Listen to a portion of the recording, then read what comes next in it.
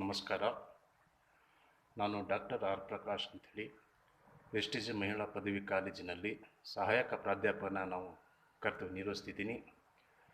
ಈ ದಿನ ನಾ ಹೇಳಬಯಸುವ ವಿಷಯ ಏನೆಂದರೆ, ದ್ವಿತೀಯ ವರ್ಷದ BCom, BBM, BSc ಮತ್ತು BC ವಿದ್ಯಾರ್ಥಿಗಳಿಗಾಗಿ ಸಮಪಠ್ಯಕ್ರಮವಾಗಿರುವಂತಹ ಅನುವಾದ ಸಿದ್ಧಾಂತ, ಇದರ ಬಗ್ಗೆ ನಾನು ಹೇಳೋಕ್ಕೆ ಇಷ್ಟಪಡ್ತೀನಿ. ಮೊದಲು ಅನುವಾದ ಅಂದರೇನು ಅನ್ನೋದ್ರ ಬಗ್ಗೆ, ಅನುವಾದ ಅಂದರೇನು ಮತ್ತು अनुवाद की परिभाषा ये, ಈ ವಿಷಯದ ಮೇಲೆ ನಾನು ಮುಂದುವರಿಯಕ್ಕೆ ಇಷ್ಟಪಡ್ತೀನಿ. ಮೊದಲು ಅನುವಾದ ಅಂದರೆ ಅನ್ನೋದ್ರ ಬಗ್ಗೆ ತಿಳ್ಕೊಳ್ಳೋಣ. अनुवाद का शाब्दिक अर्थ है अनु प्लस वाद. अनुवाद का शाब्दिक अर्थ है अनु प्लस वाद, अर्थात किसी के कहने के बाद कहना अथवा किसी कथन के पीछे का कथन, अथवा इसे और भी कह सकते हैं पुनः कथन. आज ट्रांसलेशन के अर्थ में अनुवाद शब्द का प्रयोग विकसित हुआ है. ट्रांसलेशन शब्द लैटिन के ट्रांस और लेशन के संयोग से बना है, जिसका मतलब है पा ले जाना. संस्कृत में भाषांतर या रूपांतर के लिए टीका, भाषा तथा छाया आदि शब्द चलते हैं. एक भाषा की किसी सामग्री का दूसरी भाषा में रूपांतरण ही अनुवाद है. एक भाषा की किसी सामग्री का दूसरी भाषा में रूपांतरण ही अनुवाद है. इस तरह अनुवाद का अर्थ है एक यानी स्रोत भाषा में व्यक्त विचारों को दूसरी माने लक्ष्य भाषा में व्यक्त करना. दोबारा बताता हूँ, स्रोत भाषा में व्यक्त विचारों को लक्ष्य भाषा में व्यक्त करना ही अनुवाद होता है. अनुवाद एक सांस्कृतिक सेतु है.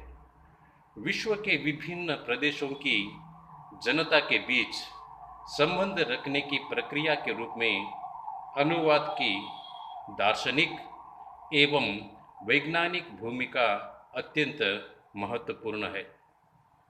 अनुवाद करने का तात्पर्य ये है कि दो भाषाओं की भिन्नताओं की तह में जाकर मानवीय अस्तित्व के समान तत्वों को प्रकाशित करना है. भारत जैसे बहुभाषा भाषी राष्ट्र में परस्पर अनुवाद की तो आवश्यकता है ही, लेकिन विश्व भाषाओं से भी अनुवाद की अनिवार्यता है. अनुवाद एक ऐसा सेतु बंधन है. अनुवाद एक ऐसा सेतु बंधन का कार्य है जिसके बिना विश्व और संस्कृति का विकास संभव नहीं है. मैं छात्रों की क्षमता और आवश्यकता की दृष्टि में रखकर ये मेरा जो विचार है मैं मंडन कर रहा हूँ. अब हम आगे बढ़ेंगे. अनुवाद की परिभाषा ये क्या होती है. अनुवाद की परिभाषा ये पहले हम ये जान लेंगे परिभाषा क्या होता है.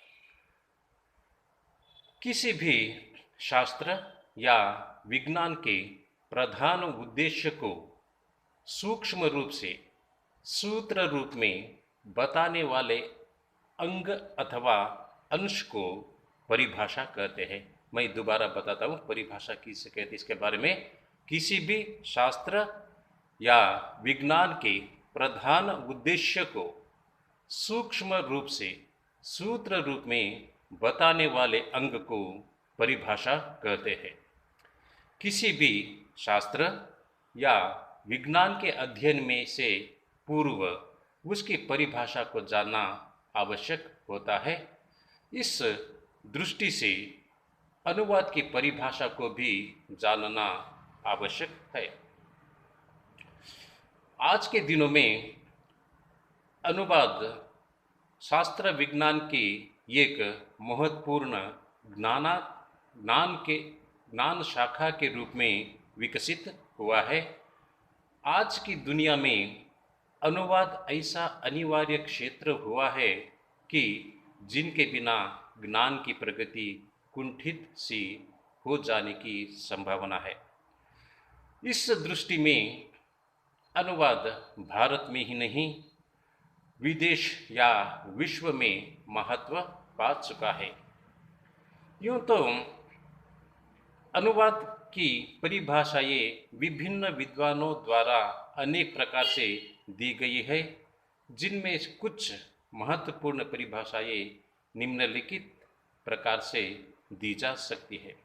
अब हम पहले प्राचीन कालीन भारतीय विद्वानों की परिभाषा के बारे में जानने की थोड़ी बहुत प्रयास करेंगे।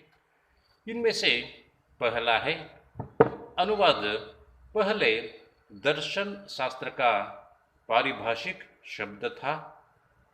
अनुवाद पहले दर्शन शास्त्र का पारिभाषिक शब्द था।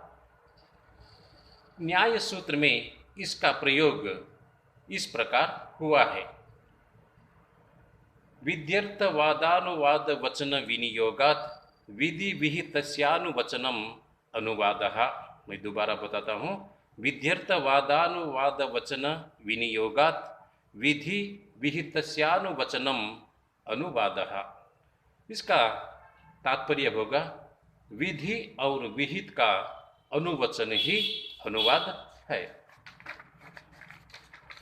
दूसरा, शब्दार्थ चिंतामणि कोश में अनुवाद का अर्थ है, शब्दार्थ चिंतामणि कोश में अनुवाद का अर्थ है प्राप्तस्य पुनः कथने, प्राप्तस्य पुनः कथने या ज्ञातार्थस्य प्रतिपादने, अर्थात पहले कहे गए अर्थ को फिर से कहना, अर्थात पहले कहे गए अर्थ को फिर से कहना। और इसके अंतर्गत तीसरा आता है, उपनिषदों में भी अनुवाद का प्रयोग कई व्याकरणिक रूपों में मिलता है। बृहदारण्यक उपनिषद में अनुवाद का प्रयोग दोहराने के अर्थ में हुआ है। यहाँ दोहराना का मतलब होता है जो पहले कथ है उसे फिर से कहना पड़ता है। इसकी परिभाषा यह है, तद ये तद ये वैशा देवी वाग अनुवदति, तद ये वैशा देवी वाग अनुवदति। और चौथा, नालकने दो, यास के निरुक्ति में आता है कि कालानुवादम परितस्या, कालानुवादम परितस्या। यहाँ इसका अर्थ होगा, अनुवाद का अर्थ है कहना या ज्ञात को कहना है। और अंतिम, बस मैं छात्रों की दृष्टि में रखकर केवल 5 ही परिभाषा में बता रहा हूँ। जैमिनी न्यायमाला में आता है ज्ञातस्य कथनम अनुवादः। जैमिनी न्यायमाला में इसकी परिभाषा इस प्रकार हुआ है, ज्ञातस्य कथनम अनुवादः, अर्थात ज्ञात का कथन अनुवाद है। ये रहे हमारे प्राचीन विद्वानों की परिभाषाएं। अब हम पाश्चात्य विद्वानों की परिभाषा के बारे में जानेंगे, वो जो निम्नलिखित है। इनमें से पहला, न्यू यूनिवर्सिटी एनसाइक्लोपीडिया के अनुसार, न्यू यूनिवर्सिटी एनसाइक्लोपीडिया के अनुसार, literally the act of moving across the world is used for the act turning passages from one language to another। मैं दोबारा बताता हूँ, न्यू यूनिवर्सिटी एनसाइक्लोपीडिया के अनुसार, literally the act of the moving across the world is used for the act turning passages from one language to another. इसका हिंदी का अर्थ होगा, एक भाषा से दूसरी भाषा में ले जाने वाली प्रक्रिया को अनुवाद कह सकते हैं। दोबारा बताता हूँ, एक भाषा से दूसरी भाषा में ले जाने वाली प्रक्रिया को अनुवाद कहते हैं। इसका दूसरा है, डॉक्टर जॉनसन ने अनुवाद की परिभाषा इस प्रकार दी है। डॉक्टर जॉनसन ने अनुवाद की परिभाषा इस प्रकार दी है, to change into the another language retaining sense. To change into the another language retaining sense, अर्थात मूल भाषा के अर्थ को बनाए रखकर जो भाषागत परिवर्तन किया जाता है वही अनुवाद है। दोबारा बताता हूं, मूल भाषा के अर्थ को बनाए रखकर जो भाषागत परिवर्तन किया जाता है वही अनुवाद है। तीसरा, ಮೂರನೇದು ಎ.ಎಂ. ಸ್ಮಿತ್ के अनुसार, ಎ.ಎಂ. ಸ್ಮಿತ್ ಅವರು ಯಾವ ರೀತಿ ಅನುವಾದದ ಪರಿಭಾಷೆ ಹೇಳಿದರ ಬಗ್ಗೆ ಅದರ ಬಗ್ಗೆ ನಾನು ಇಲ್ಲಿ ಹೇಳೋಕೆ ಇಷ್ಟಪಡ್ತೀನಿ. Translation is to change into another language retaining as much of the sense as one can for same of original effect is almost always last.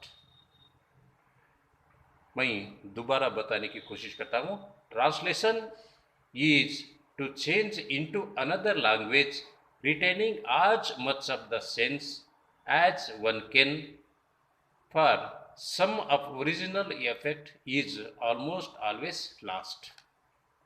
इसका हिंदी का अर्थ होगा, अनुवाद करना यथासंभव अधिक भाव की रक्षा करते हुए दूसरी भाषा में बदल देना है। मैं दोबारा बताता हूँ, अनुवाद करना यथासंभव अधिक भाव की रक्षा करते हुए दूसरी भाषा में बदल देना। चौथा, माल्कन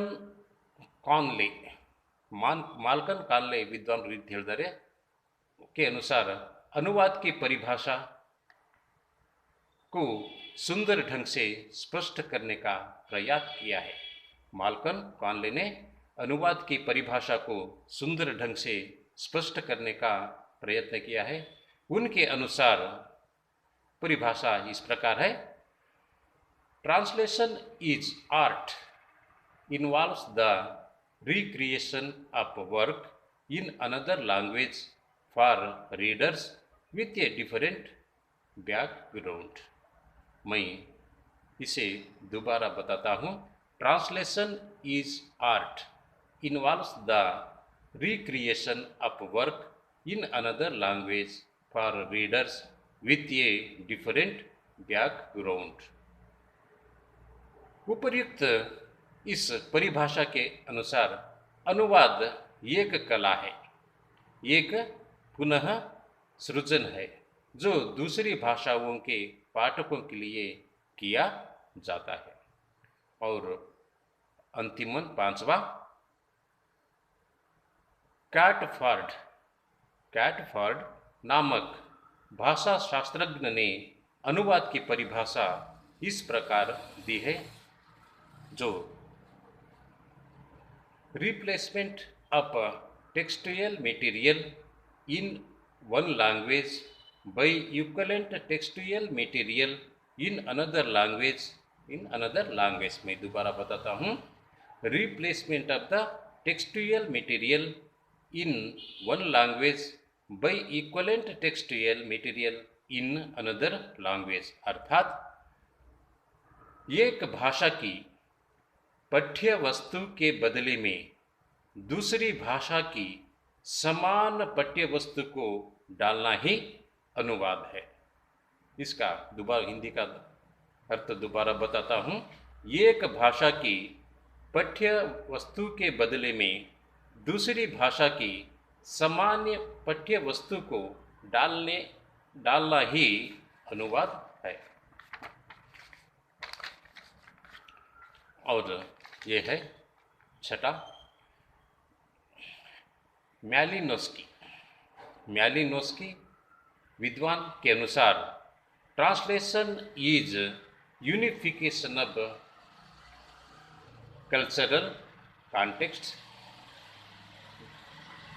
translation is unification of cultural context, अर्थात अनुवाद सांस्कृतिक संदर्भों का एकीकरण है। दोबारा बताओ, इनके अनुसार अनुवाद सांस्कृतिक संदर्भों का एकीकरण है। और लास्ट अंतिम वन, लियोनार्ड फॉस्टर के शब्दों में हम कहें तो यूं कह सकते हैं, अनुवाद एक भाषा के कथ्य की विषय वस्तु का दूसरी भाषा में रूपांतरण है। अनुवाद भाषा के कथ्य की विषय वस्तु का दूसरी भाषा में रूपांतरण है। ये रहे पहला पाठ अनुवाद सिद्धांत का, अनुवाद और अनुवाद की परिभाषाएं। और हम आगे बढ़ेंगे अनुवाद के प्रकार अगले घंटे में। और इसके अंतर्गत 4 प्रकार आते मुख्य रूप से, और उसके अंतर भी और भेद आते हैं। और उसके पश्चात हम जान लेंगे अनुवाद की उपयोगिता क्या है। और दूसरा, अनुवाद की समस्या, अनुवाद करते समय किस प्रकार की समस्याओं का सामना करना पड़ता है, इसके बारे में हम जानेंगे। धन्यवाद।